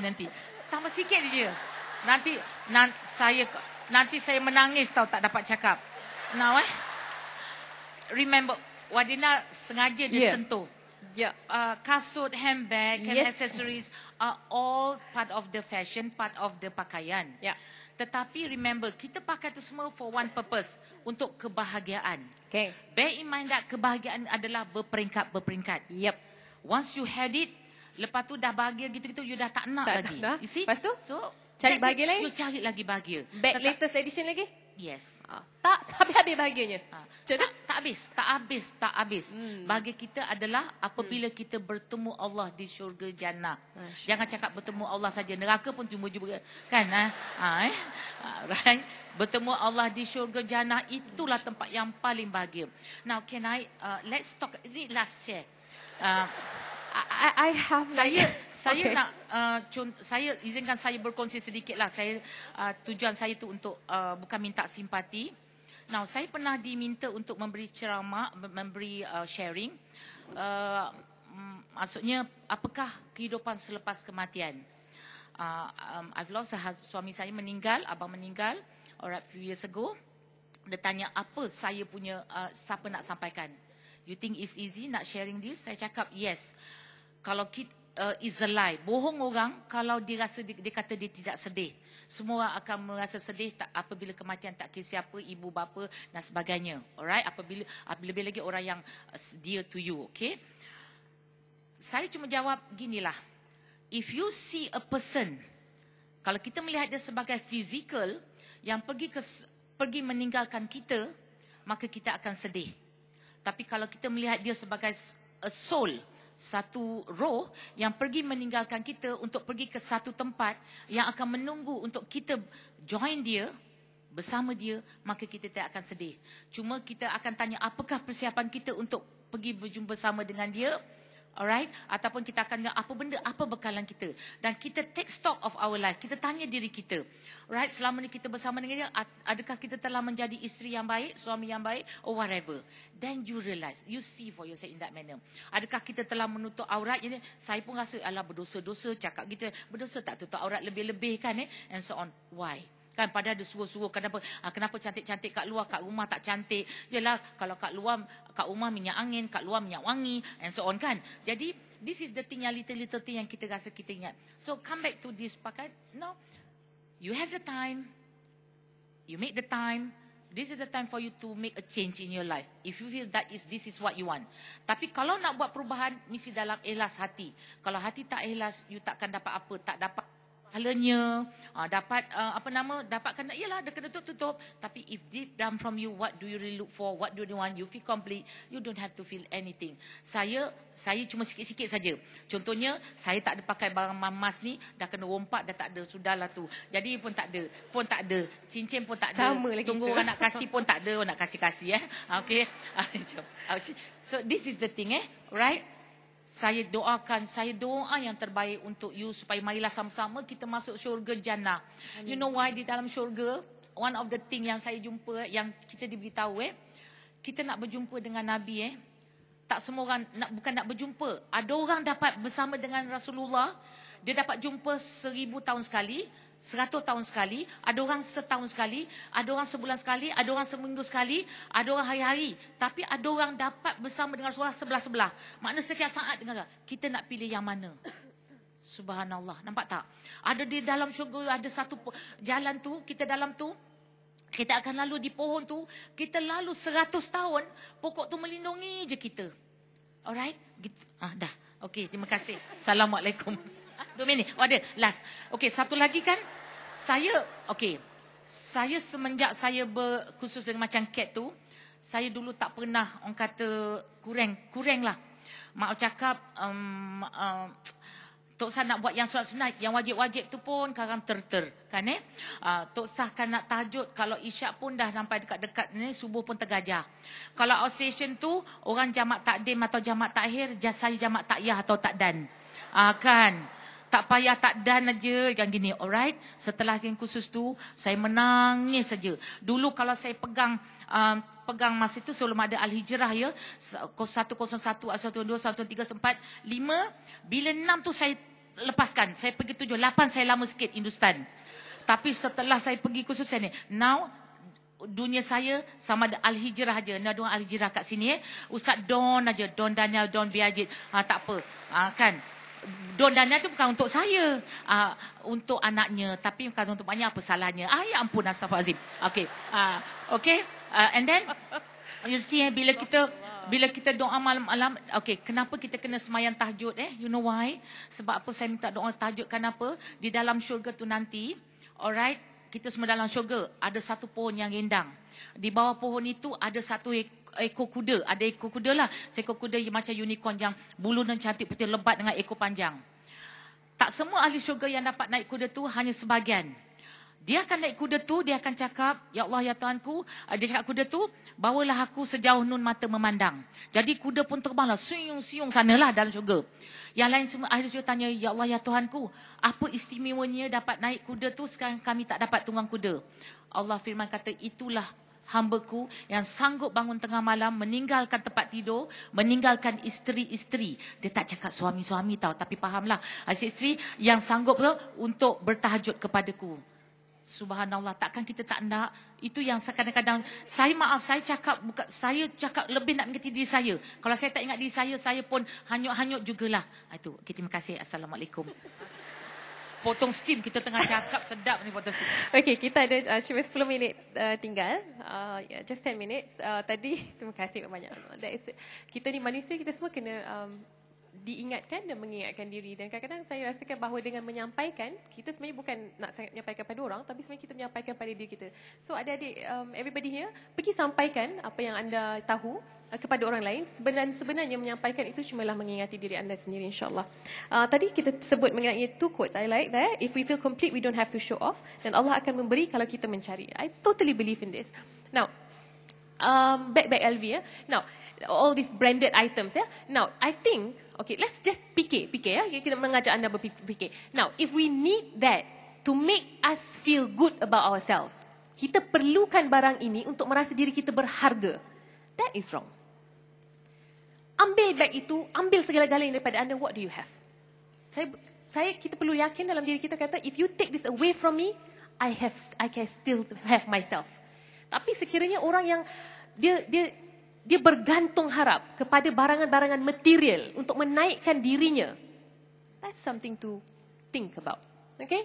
So, bukan barang branded itu yang menaikkan harga kita. Bukan apa pakaian, bila apa semua benda yang kita bawa, itulah yang menaikkan diri kita berharga kerana kita. Alright? Now, next slide please. Yes. Itu dia. Mulakan pengembaraan mencari dari dalam. Kepada sesiapa yang Allah akan memberi kepada mereka yang mencari, insyaAllah. Next. Pakaian yang terbaik. Itu dia satu hadis riwayat Muslim. Next. Seperti yang saya sebutkan tadi adalah pakaian takwa. Itu persoalan untuk anda fikirkan. Kenapa takwa is not as popular as fashion? Yang dipromote dunia fashion, yalah, it's not takwa, it's buy my things.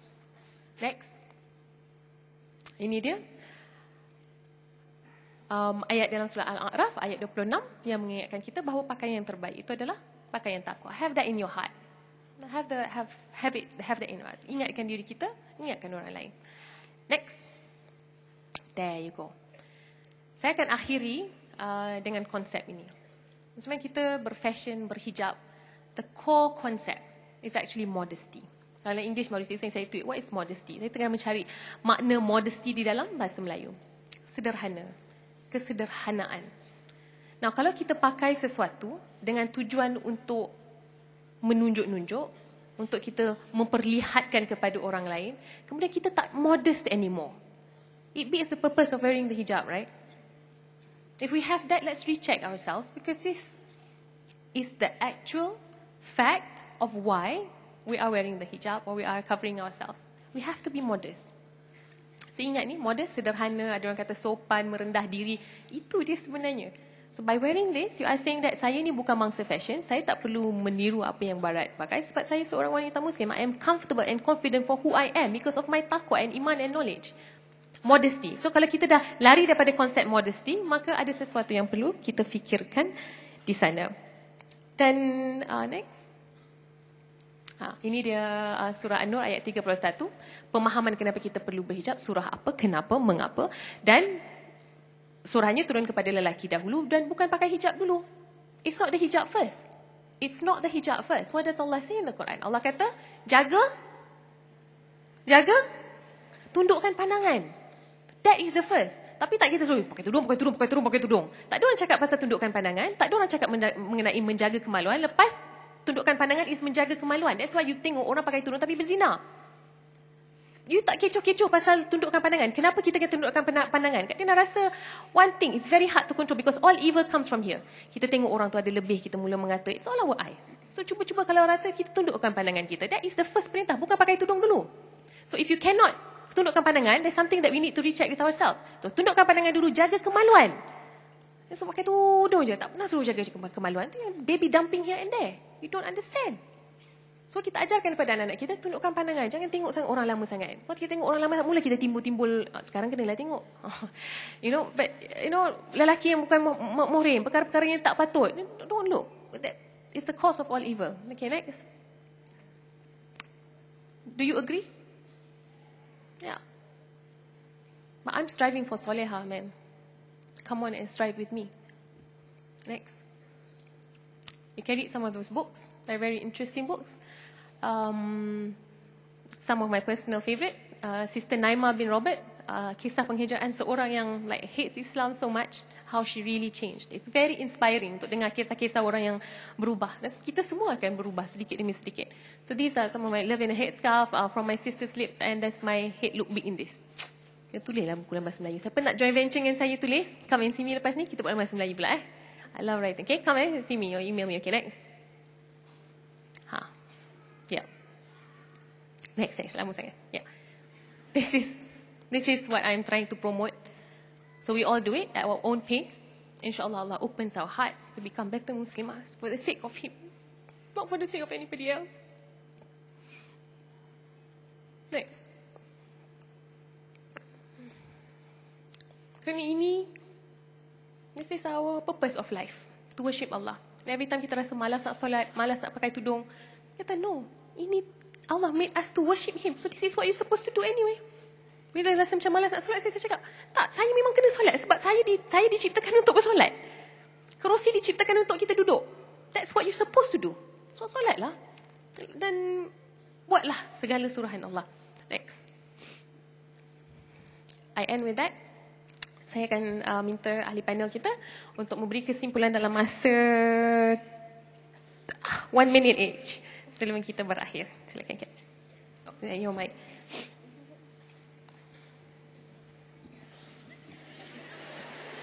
Come on. 1 minute. 2 orang je saya bagi 1 minit. Silakan. Saya nak ucapkan terima kasih di atas peluang berkongsi pada malam ni dan saya nak re-emphasize on the fact of jati diri, kenali diri dan cintai diri sendiri. Don't be full with a lot of things yang kalau kita nampak orang buat, kita nak buat. I feel that kita as an individual lady, as a bidadari, akan jadi lebih kuat kalau kita kenal diri kita, kita tahu siapa diri kita dan kita buat apa yang kita sepatutnya buat within ourselves. Do not copy others. Be true to yourself because each of us, kita masing-masing, we are beautiful. Jadi kita cuba cantikkan diri kita dari dalam. That I think is the core of this. Thank you very much. Kat, last words in 1 minute. 1 minute saja. Okay. Kita hadir ke convention Bidadari Dunia sebabnya insya-Allah kita juga akan jadi bidadari di jannah Allah. Ya, insya-Allah.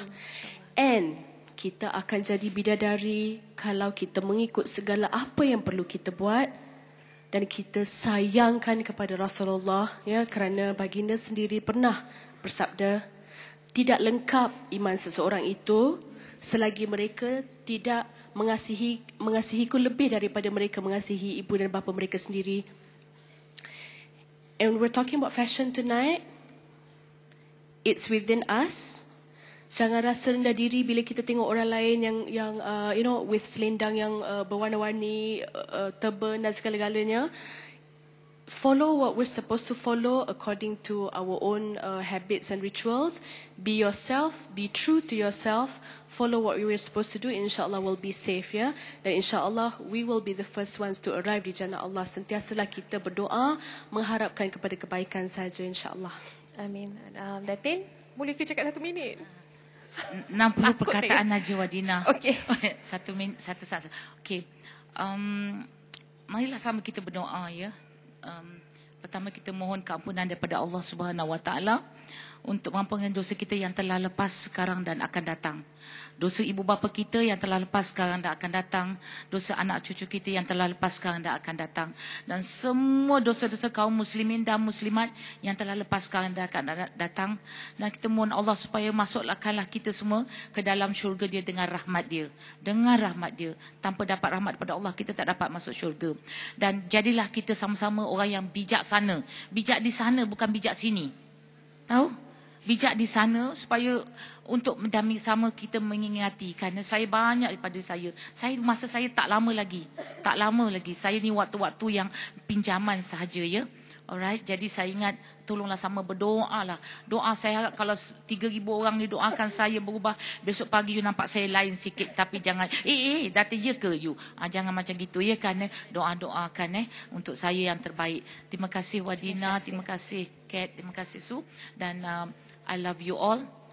Yang baik daripada Allah Ta'ala. Assalamualaikum. Terima kasih banyak-banyak. Sebelum berakhir, saya ingin mohon maaf andai terguris kata, terkasar bahasa adik-adik. We are responsible for what we say, but we are not responsible how you interpret it. Semoga kalau ada kesalah faham dan kekeliruan, boleh come back to us and ask us what we actually mean. Sederhana atau modesty itu dalam pakaian, tetapi paling penting dalam pemikiran dan juga sikap kita. Satu doa, Allahumma la sahla illa ma ja'altahu sahla wa anta taj'alahul hazana idza syi'ta sahla. Oh Allah, do not make hard for what you are the only one who makes things easy for us, ya Allah. And so insya-Allah Allah will ease our sorrow and make it easy for us to become better, insya-Allah. Dan saya sangat gembira berada di sini pada malam ini. InsyaAllah kita berjumpa pada lain masa. Alhamdulillah. Thank you so much for your time. Thank you so much for your attention. And thank you so much for your doa. Let's all change to become better Muslimas, insyaAllah. Wallahu a'lam. Thank you.